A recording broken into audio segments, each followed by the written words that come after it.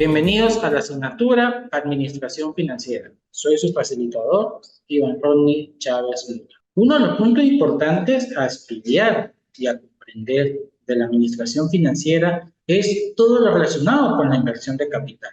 Recuerden que el capital es aquel que nos permite invertir y adquirir los recursos que son necesarios para poder mantener la empresa en funcionamiento, es decir, aquella que nos permite llevar a cabo todas las actividades dentro de la organización. ¿Sí? Con ello podemos entonces obtener la materia prima que se requiere o podemos entonces hacer una ampliación o mejoras dentro de la planta. Por ello, debemos comprender que la inversión de capital entonces corresponde a todos aquellos gastos en que incurre la empresa en un momento dado para poder mejorar la productividad y así poder entonces ampliar su capacidad de producción, mejorar la calidad del producto, llevar a cabo un proyecto establecido en un momento dado en el que se está generando un nuevo producto o la instalación de una nueva empresa. Entonces, estas mejoras que hacemos dentro de la empresa es en todos aquellos productos y activos que se van a mantener en el largo plazo. ¿Sí? Por ello, no debemos confundir, no podemos confundir las inversiones que hacemos a corto plazo con las inversiones que hacemos a largo plazo. Para poder entender la diferencia, entonces vemos que aquella inversión que hacemos a largo plazo es para mejorar las operaciones dentro de la organización. Por ello, es una inversión de capital. De esta forma, entonces, la empresa puede funcionar mejor, la empresa puede ampliar su capacidad, puede generar una nueva línea de productos, puede obtener tecnología actualizada y con ello mejorar la calidad o el servicio que ofrece la empresa. Entonces, vemos que esta inversión se va a mantener en el largo plazo y por ende los productos que vamos a adquirir, la maquinaria, en este caso, la maquinaria y equipos que estamos obteniendo va a permanecer durante un tiempo dentro de mis activos y estos se van a ir deduciendo, se va a hacer una deducción de los mismos y esta la llamamos la depreciación. Luego tenemos entonces todos aquellos gastos corrientes, ¿sí? Lo hacemos en el corto plazo, es decir, utilizamos el capital en gastos corrientes que son a corto plazo y estos solamente me permiten a mí llevar a cabo la operatividad diaria.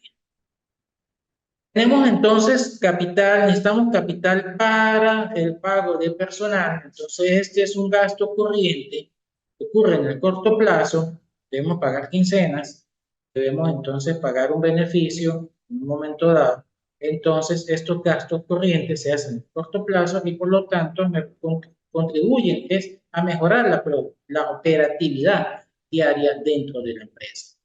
Por ende, esto no se considera una inversión de capital. Entonces, aquí vemos que la inversión, entonces, para mejorar las operaciones, es decir, el proceso general y los gastos corrientes son aquellos que me permiten es que se lleve a cabo la operatividad de la empresa a diario. Sin embargo, esta inversión de capital se ve afectada por la inflación. Podemos entonces tener establecido un proyecto, hacemos nuestro proyecto de inversión. estudiamos si el mismo es rentable o no.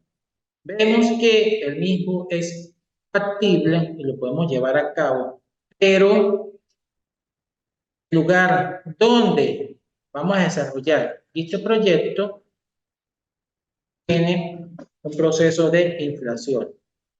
Por ende, debemos conocer que la inflación es un aumento generalizado de los precios de los bienes y servicios durante un periodo de tiempo. Este periodo de tiempo, durante este periodo de tiempo, el poder adquisitivo disminuye. ¿Por qué? Porque los precios están aumentando. Entonces, si yo voy a hacer una inversión de capital y hay un proceso inflacionario, yo debo entonces adaptar esa inversión a la realidad, que en este caso es cómo la inflación va a afectar dicha inversión capital.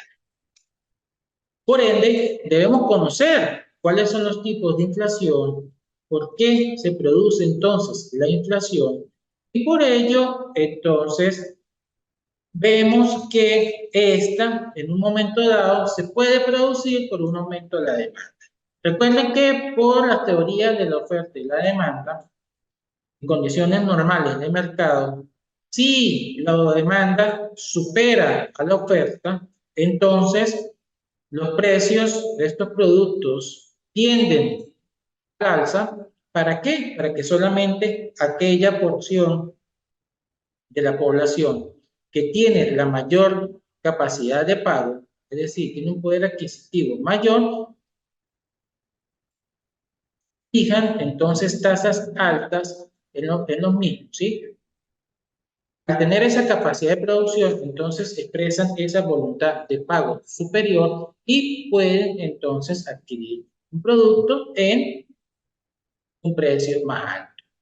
Entonces, si tenemos una máquina que es necesaria, pero hay procesos de inflación, entonces solo aquella empresa que tenga la capacidad de pagar un precio más alto va a ser entonces aquella que va a poder entonces adquirir dicho producto. Entonces vemos que la demanda, en este caso el comportamiento del mercado, va a hacer que mis precios aumenten y por lo tanto al existir ese aumento de los precios me va a generar un proceso de inflación. También vemos que cuando los costos de las materias primas aumentan. Es decir, tenemos una escasez de materia prima o la misma es importada. Al existir entonces un proceso donde la moneda está perdiendo valor y por lo tanto se devalúa y aumenta el precio de la misma, genera que ese costo de la materia prima que es importada aumente de precio y por lo tanto contribuya con el aumento de la inflación. Vemos que por las propias expectativas. Entonces, aquí vemos que en un momento dado estamos esperando que el producto llegue, la oferta, entonces esto genera en el mercado cierta incertidumbre y por lo tanto esa expectativa me va a contribuir con un aumento de los precios, muchas veces innecesario en la mayoría de los casos. ¿Por qué? Porque es la expectativa la que me va a hacer entonces subir los precios. Queremos que llegue ese nuevo producto, por lo tanto expresamos una intención de pago y esa intención de pago entonces hace que los precios aumenten hasta el punto de generar una inflación. Y cuando hablamos de un aumento de la oferta monetaria, es cuando los bancos centrales de cada país imprimen mayor cantidad de monedas, ¿sí? Que esté circulando, hay mayor cantidad de monedas circulando y por lo tanto eso va a generar en un momento dado una mayor capacidad de pago. Aquí, esta capacidad de pago va entonces a aumentar el costo del producto. ¿Por qué? Vamos a ver un ejemplo. Si yo tengo circulando solo un bolívar y tengo un lápiz, entonces mi lápiz me puede costar máximo un bolívar porque es lo que yo tengo circulando. Pero si yo imprimo 1000 bolívares, estos empiezan a circular, quiere decir que hasta 1000 bolívares puede llegar a costar ese lápiz porque es lo que está circulando. Entonces, ese aumento de la oferta monetaria, si esta a su vez no tiene un respaldo y se considera dinero inorgánico, entonces va a influir en la inflación. Va a generar entonces ese aumento progresivo de los precios. Entonces vemos que en un momento dado, cuando los sueldos y salarios se mantienen constantes en el tiempo, pero hay un aumento, estos van a influir directamente en el costo del producto, por lo tanto, el mismo aumenta y si este se hace de manera constante, entonces ese aumento constante de los precios puede entonces generar una inflación. Esta inflación la podemos ver desde 4 puntos de vista. ¿Sí? Hay 4 tipos de inflación. Tenemos una deflación, es decir, cuando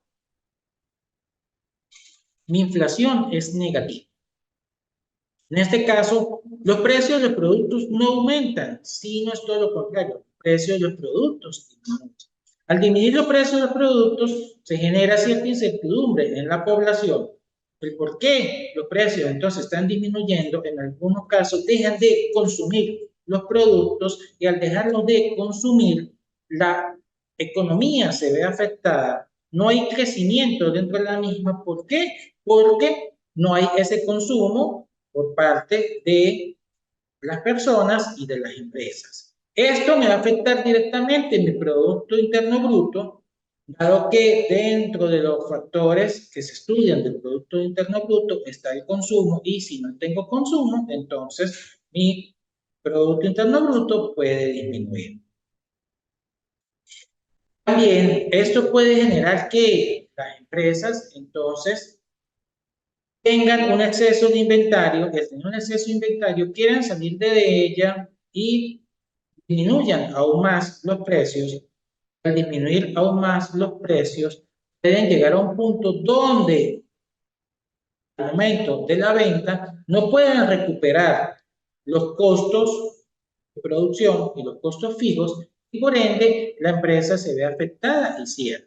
Al cerrar entonces una empresa, esto me va a afectar mi economía, va a afectar el Producto Interno Bruto, dado que hay una menor cantidad de bienes y servicios ofertados en mi mercado. Entonces vemos que la deflación, aunque lo veamos a favor, ¿por qué? Porque los precios están disminuyendo, tiene un efecto negativo en la economía y por ello todos los gobiernos, todos los países, las instituciones encargadas de manejar los aspectos económicos buscan frenar una deflación y por ende utilizar ciertas técnicas y teorías ya establecidas que me permitan entonces volver a reactivar ese mercado y no caer entonces en un decrecimiento económico.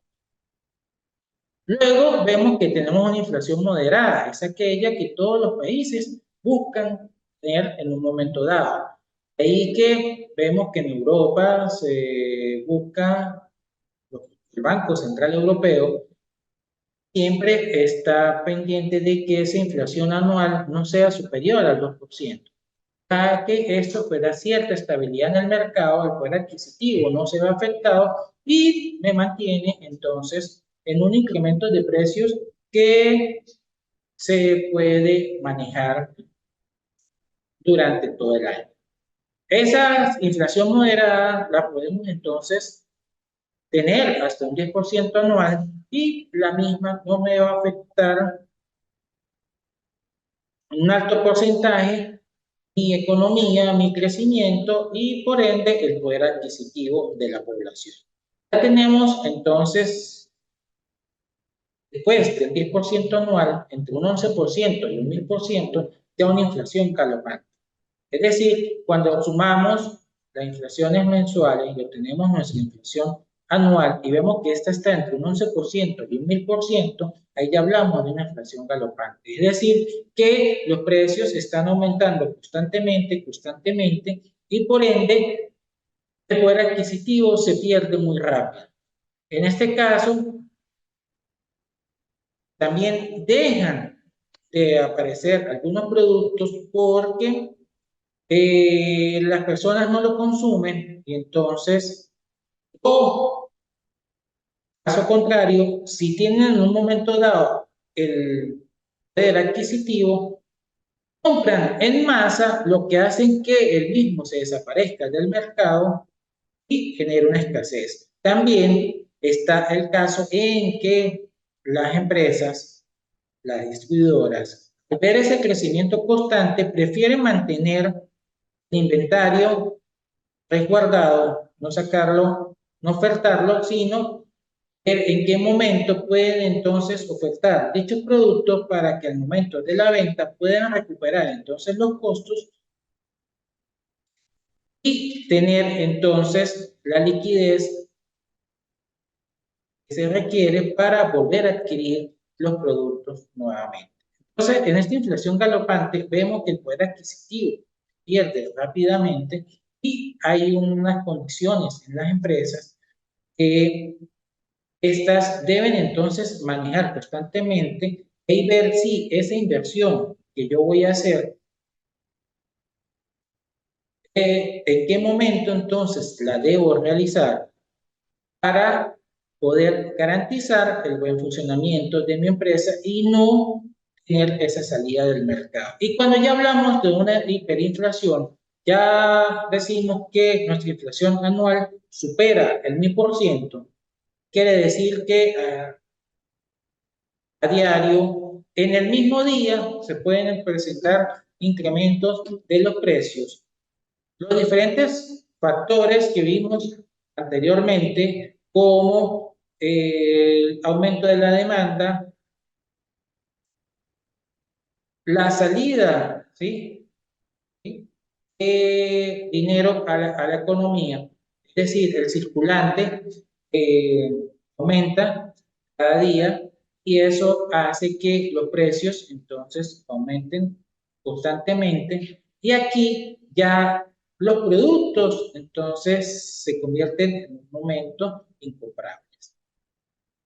Porque hoy podemos ver que el mismo cueste 100 bolívares y ya mañana, cuando lo podamos comprar, ya no cuesta 100, sino cuesta 200, 300, 400, todo depende de ese valor de la inflación que tengo en un momento dado. Entonces, para poder conocer el valor de la inflación, calculamos el índice nacional del consumidor y este entonces toma los precios de los productos de los diferentes establecimientos. Si lo vamos a calcular a nivel local, entonces del estado o de la región donde estamos calculando, ¿sí? O si es nacional, entonces tomamos los precios de diferentes a nivel instalaciones, distribuidoras, ¿sí? Supermercados, todos los productos que vamos a estudiar a nivel nacional y de esta forma entonces hacemos ese cálculo del índice nacional de consumo. Ese índice nacional de precios, ¿sí? Ahí vemos que Para hacer la suma de los mismos mensuales, podemos entonces obtener ese valor anual y poder entonces determinar en cuál de los 4 rangos se encuentra entonces mi inflación. ¿Por qué entonces es importante estudiar la inflación? ¿Y qué relación tiene con mi inversión del capital? Ya vemos que dependiendo del proceso de inflación, vamos a ver que no es importante, ya no solo es importante determinar si es factible invertir mi dinero, si yo lo voy a recuperar en el tiempo, sino que cómo la inflación me va a afectar entonces ese proceso de inversión. De ahí que los valores que obtenemos, recuerden que cuando estamos llevando a cabo un proyecto, hacemos los estados financieros estimados. Y para que estos sean correctos, entonces hacemos esos estados financieros pro forma y le tenemos que adaptar al proceso inflacionario. De esta forma vamos a obtener entonces el valor real de mi producto, el valor real de mis activos, si estamos hablando del balance, entonces del valor real de los activos en el tiempo. Vamos a ver entonces realmente si esas ventas que estamos realizando, si vemos entonces el estado de resultados, si el resultado de esas ventas al restar los gastos operativos, los gastos de venta, los gastos administrativos, voy a obtener la utilidad que yo espero. Entonces, si los dejamos quietos en el tiempo y no vemos cómo esa inflación está afectando mis procesos, entonces vamos a tener una idea de utilidad que no es real. ¿Por qué? Podemos ver que entonces mis ventas estimadas son de 1.000 bolívares y que mis gastos operativos están estimados en 600. Por lo tanto, vamos a esperar una utilidad de 400. Pero si tomamos en cuenta el proceso inflacionario, hacemos la adaptación de esos estados financieros, la realidad, tomando en cuenta la inflación, vemos que entonces esos gastos operativos ya se han incrementado un 1000%. Entonces ya no van a ser entonces 600, sino van a superar el valor de las ventas realizadas y por lo tanto vamos a ver que estas no son suficientes para poder cubrir entonces todos los costos que tienen tanto variables como fijos nuestra empresa. Nuevamente lo repetimos, ¿sí? Debemos tener conciencia entonces de tomar en cuenta la inflación en todos nuestros procesos y poder entonces llevar a la realidad las estimaciones que hemos realizado, los estados financieros y así poder entonces tener una realidad del funcionamiento de mi empresa. Recuerden que los estados financieros los utilizamos para poder hacer entonces el análisis financiero de la empresa a través de los análisis verticales y horizontales y el cálculo de los ratios financieros y del valor del mercado. Entonces, si estos estados financieros no son reales, todos esos valores que vamos a obtener en el análisis financiero poco van a ser reales y por lo tanto no vamos a obtener la realidad en que se encuentra la empresa y por ende las decisiones que se tomen, las estrategias que se apliquen no están adaptadas tanto a la realidad de la empresa como a la realidad del entorno y del mercado y del sector en el que la empresa se está desarrollando. Para finalizar, podemos entonces ver que los temas que hemos venido tratando en la asignatura, todos se relacionan entre sí y si vemos también se relacionan con otras asignaturas. Entonces debemos tener esa conciencia, esa habilidad de poder entonces relacionar los diferentes temas, ver qué son importantes en un momento dado para poder entonces tener la información clara y precisa de la situación de la empresa y así poder llevar a cabo un proceso de toma de decisiones correcto. Lo que se va a traducir en una estabilidad para la empresa y una estabilidad para todas las personas que forman parte de la empresa. Recuerden que no solo la empresa se ve afectada de forma positiva o negativa por la obtención de utilidades o la pérdida que tenga, sino también los trabajadores y las personas que forman parte de la misma. Entonces, no podemos olvidar que la empresa es un sistema donde está formado por diferentes elementos que se benefician o no de el buen funcionamiento o de la pérdida que tenga o se ven afectados de forma negativa de la pérdida que tenga la empresa. A su vez, el entorno, la sociedad, el mercado en el que funcione esta empresa, ya sea local, regional, nacional o internacional, también se va a ver afectado y esto entonces va a repercutir en el Producto Interno Bruto de la nación o en el Producto Interno Bruto de otro país, porque este depende de los productos realizados en mi país o de los servicios ofrecidos para ellos poder entonces llevar a cabo sus actividades. Espero que esté claro la relación existente entonces de la inflación con todos los procesos que se lleva a cabo dentro de la empresa, la importancia que tiene el estudiarla para poder minimizar los efectos negativos de la misma dentro de mi organización y a su vez el Estado poder entonces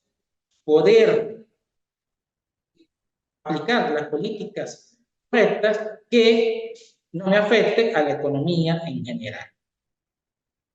Como profesionales debemos entonces estar atentos a dichos procesos y así poder hacer un estudio, un análisis de la situación de la empresa correcta y con ello poder entonces llevar a cabo las actividades que me van a permitir permanecer en el mercado, tener unas ventajas comparativas con, sí, ventajas que al compararme con otras empresas, yo pueda entonces mantener mi posición en el mercado. Para finalizar, entonces, no descuidar los efectos de la inflación. Como administradores financieros, estar pendientes de esa liquidez, de la rentabilidad de la empresa y de todos los factores que me pueden afectar esos dos elementos importantes dentro de mi empresa. Gracias, feliz tarde.